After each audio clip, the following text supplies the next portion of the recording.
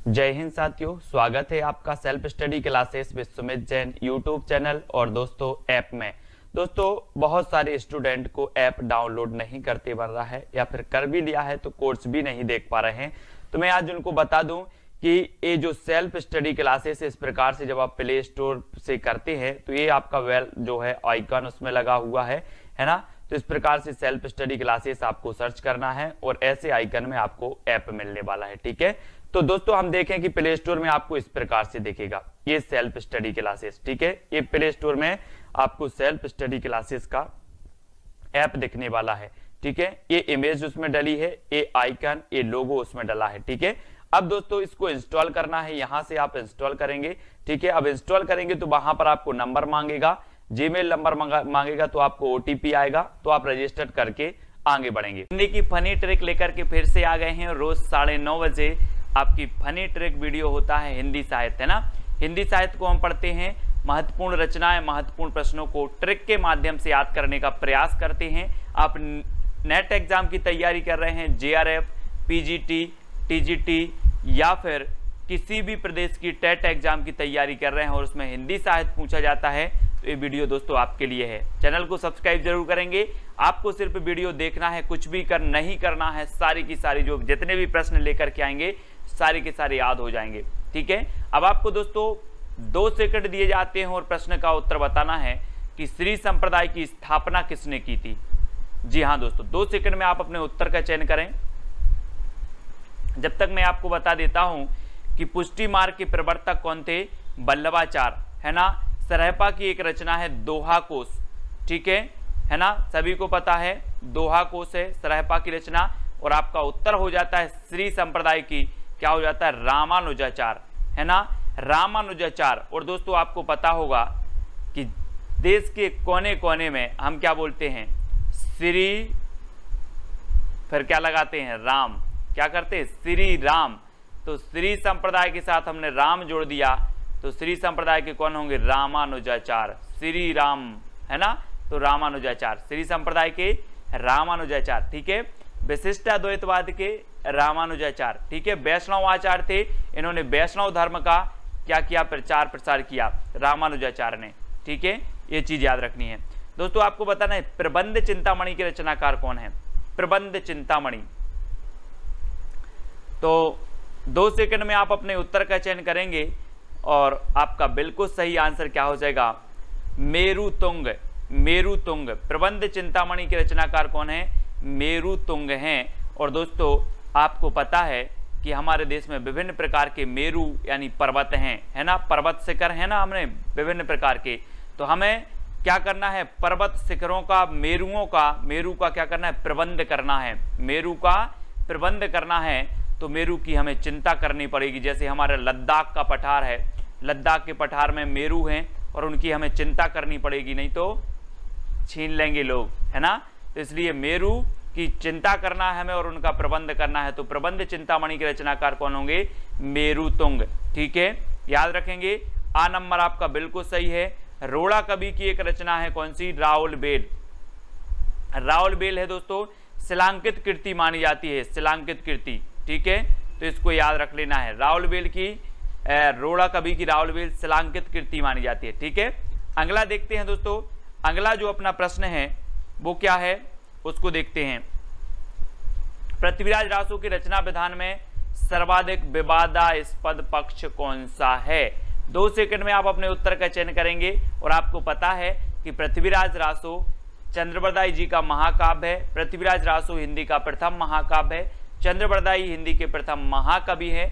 चंद्रबरदाई पृथ्वीराज रासो में 69 सर्ग हैं। ठीक है, इसमें जो सर्ग है, सर्ग को क्या कहा जाता है, समय कहा जाता है, ये चीज आपको पता है। आदिकाल में अगर पूछा जाता है कि छंदों का जयघर किसे कहा जाता है, तो पृथ्वीराज रासो को कहा जाता है। अब पृथ्वीराज रासो के जो है प्रमाणिक होने पर संदिग्ध है, विभिन्न लोगों ने, विभिन्न विद्वानों ने अलग अलग मत प्रकट किए हैं। यहाँ पर पूछा है कि सर्वाधिक विवादास्पद पक्ष कौन सा है, तो आपका सही उत्तर क्या हो जाएगा, इसकी ऐतिहासिकता। और आपको पता है दोस्तों कि पृथ्वी की ऐतिहासिकता पर भी विवाद है। कोई कहता है कि इस पृथ्वी के सृष्टिकर्ता विष्णु जी हैं, कोई कहता है, विज्ञान कहता है कि बिग बैंग सिद्धांत के द्वारा पृथ्वी एक क्या थी, आग का गोला थी, पिंड थी, उसके फटने से विभिन्न ग्रह बने, पृथ्वी का निर्माण हुआ। तो पृथ्वी की ऐतिहासिकता पर क्या है, विवाद है। तो पृथ्वीराज रासो की भी ऐतिहासिकता पर क्या होगा, विवाद होगा। ये क्वेश्चन कई बार पूछा गया है।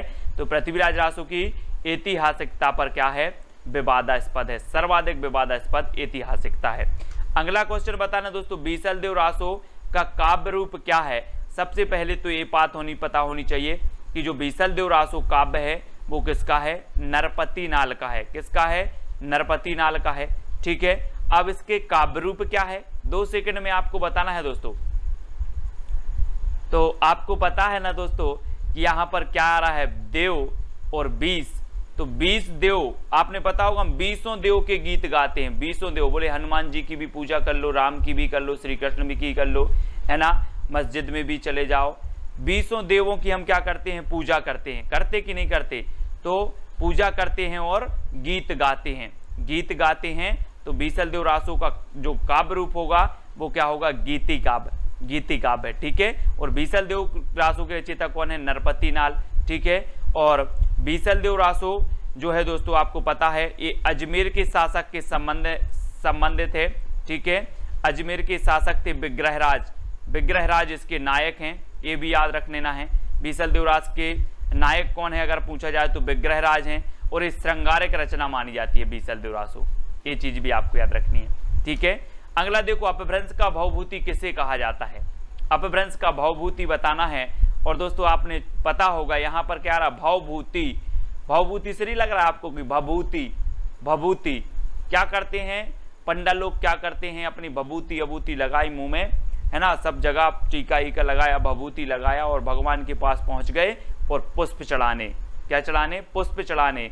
तो अपभ्रंश का भवभूति किसे कहा जाएगा, भभूति से भभूति लगा लो आप, तो किसे कहा जाएगा, पुष्पदंत को, क्योंकि हम भभूति अभूति लगाकर कहाँ पहुंचे, पुष्प चढ़ाने पहुंचे। तो पुष्पदंत जी आपको पता होगा दोस्तों, ये अपने आप को क्या मानते थे, अभिमान मेरु मानते थे। इन्होंने अपने आप को अभिमान मेरु की उपाधि दी थी।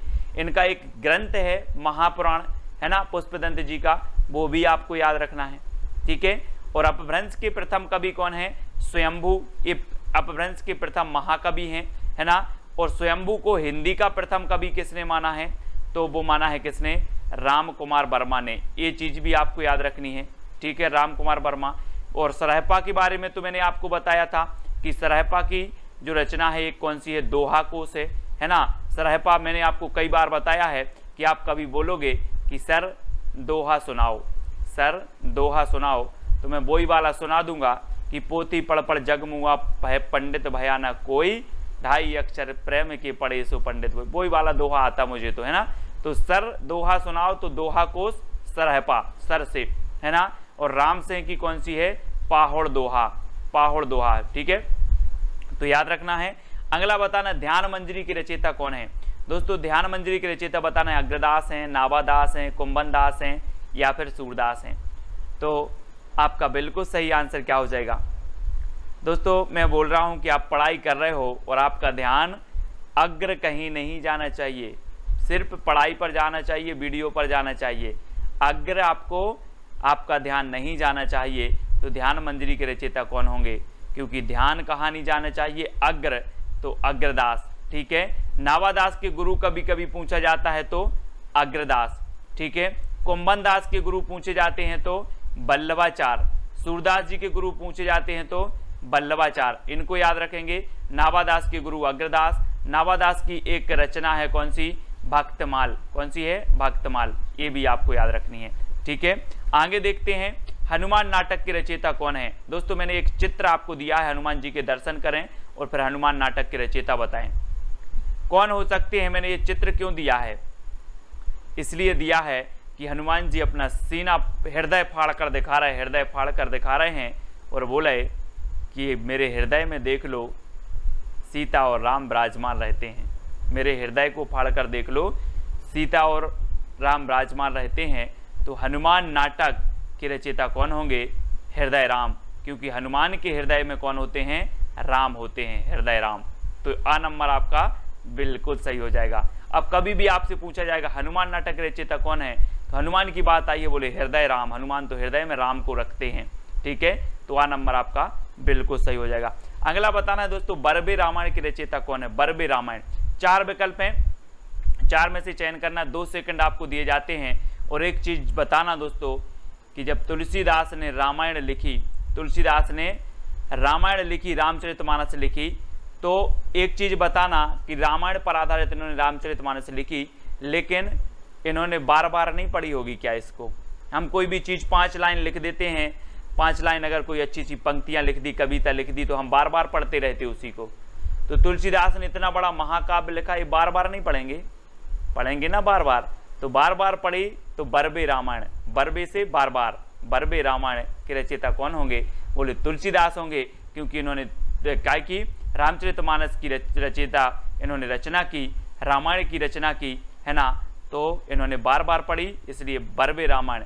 याद रखना तुलसीदास जी राम काव्य धारा की पता है आपको, श्रेष्ठ कवि माने जाते हैं, है ना, जानकी मंगल, है ना, बरबे रामायण और भी बहुत सारी इनकी रचनाएं हैं, रामचरितमानस, ठीक है, विनय पत्रिका, कृष्ण गीतावली, ये सारी की सारी रचनाएं याद करना है तुलसीदास जी की।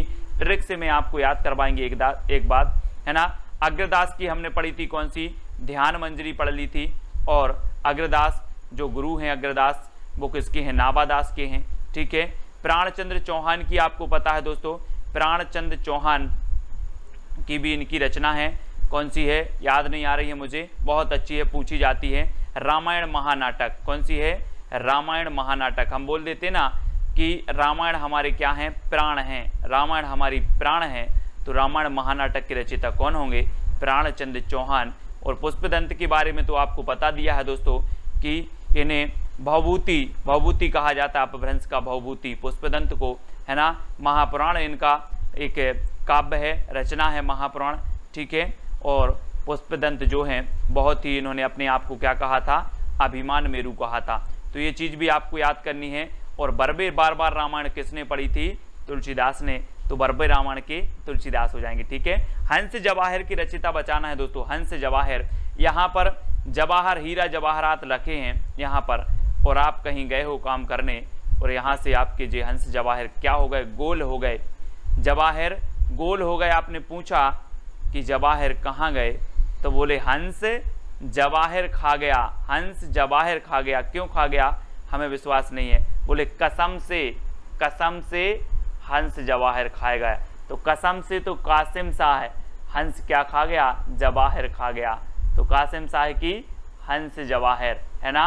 नूर मोहम्मद की अनुराग बांसुरी, है ना।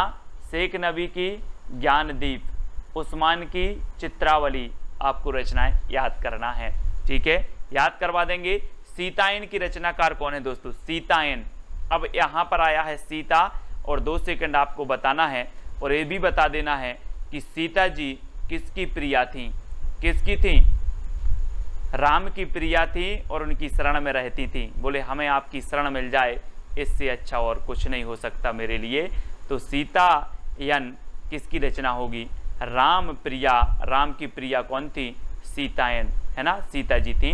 तो इसलिए सीतायन राम प्रिया शरणदास, राम प्रिया शरणदास की रचना है सीतायन, कभी नहीं भूलोगे अब आप, है ना। इस प्रकार से याद करना है ना। तो बताना है दोस्तों, भक्ति आंदोलन को ईसाइत की देन किसने कहा है। ईसाइत आप समझते हो, ईस बोल दो आप, तो इसको ईस बोल दो कि ईस की देन, ईस मतलब ईश्वर की देन है वो, तो भक्ति। तो आप लोग बोलते हैं, आपने कई लोगों के मुंह से सुनी होगी कि हम तो ईश्वर के क्या हैं, संतान हैं, हम तो ईश्वर के सन हैं, हम तो ईश्वर के पुत्र हैं, है ना। तो आपको जो भक्ति मिलेगी वो कहाँ से मिलेगी, ईश्वर से ही मिलेगी कि नहीं मिलेगी, मिलेगी। जब आप ईश्वर के सन हो तो भक्ति भी आपको ईश्वर से ही मिलेगी। तो भक्ति आंदोलन को ईसाइत की देन किसने माना है, ईस ने ही देन, ईस ने ही दिया है। तो कौन मानेंगे, उनके सन मानेंगे, है ना, किसके, ईश्वर के सन। ईश्वर के सन ने भक्ति आंदोलन को ईस की देन मानी है। ठीक है, तो सन यानी गिरियर्सन, याद रख लेना है सभी लोग। और आपको पता है कि जनता की चित्तवृत्तियों की निराशा की भावना से रामचंद्र शुक्ल ने माना है, हजारी प्रसाद द्विवेदी ने क्या माना कि ये तो स्वाभाविक होना ही था, है ना। और मुस्लिम आक्रमण भी ना हुए होते। रामचंद्र शुक्ल ने कहा था कि मुस्लिम आक्रमण के कारण जनता की चित्तवृत्ति से भक्ति आंदोलन का उदय हुआ, है ना। हजारी प्रसाद द्विवेदी ने इसका स्वाभाविक माना है कि ये तो स्वाभाविक रूप से इसका उदय होना ही था। इस प्रकार से आपको याद रखना है। अगला बताना दोस्तों, भक्ति काल को स्वर्ण युग किसने कहा है? स्वर्ण काल, यहाँ पर स्वर्ण काल और स्वर्ण युग आपको देखना है दोस्तों, ठीक है। स्वर्ण काल किसने कहा है? तो आपका राइट आंसर क्या हो जाएगा? काल की बात जब आती है काल की, तो आपको याद रख लेना है कि ग्रियर्सन, है ना। गैरों का स्वर्ण हमें कैसा लगता है? काल की तरह लगता है। गैरों का स्वर्ण हमें काल की तरह लगता है और खुद का स्वर्ण हमें सुंदर लगता है ना।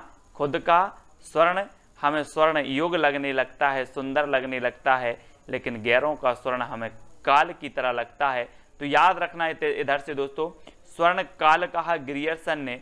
और अगर आपसे कभी पूछा जाए कि स्वर्ण युग किसने कहा, तो स्वर्ण युग किसने कहा?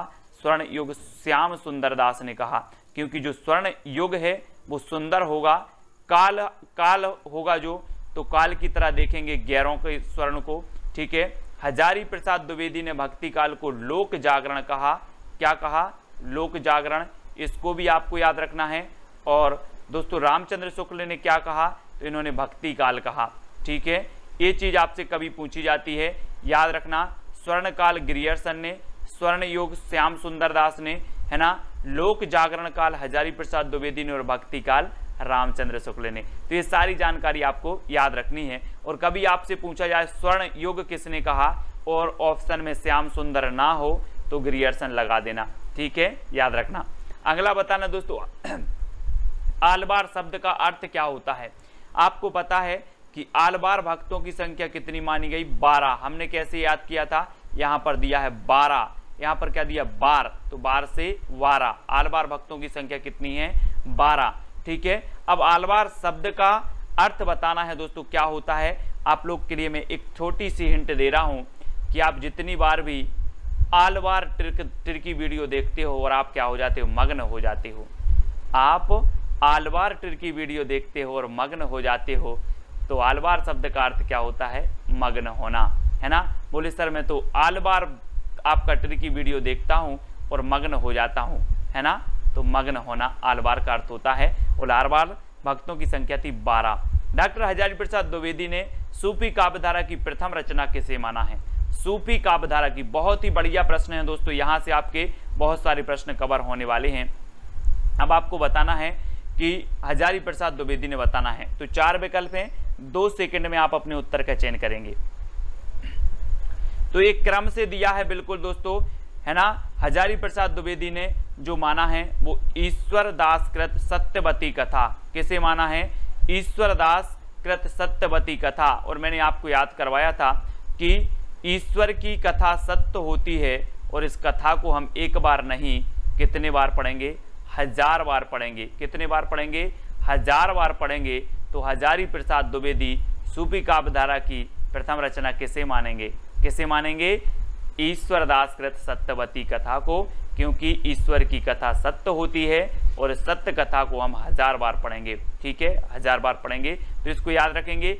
असायत कृत हंसावली, असायत की रचना हंसावली, जिसका रचना काल 1370 है, ठीक है। मुल्ला दाऊद की चंदायन 1379 इसका रचना काल है। ईश्वर दास कृत सत्यवती कथा 1501 इसका रचना काल है। कुतुबन कृत मृगावती 1503 इसका रचना काल है। एक क्वेश्चन और पूछा जाता है दोस्तों, रामचंद्र शुक्ल ने सूफी काव्यधारा की प्रथम रचना किसे माना है?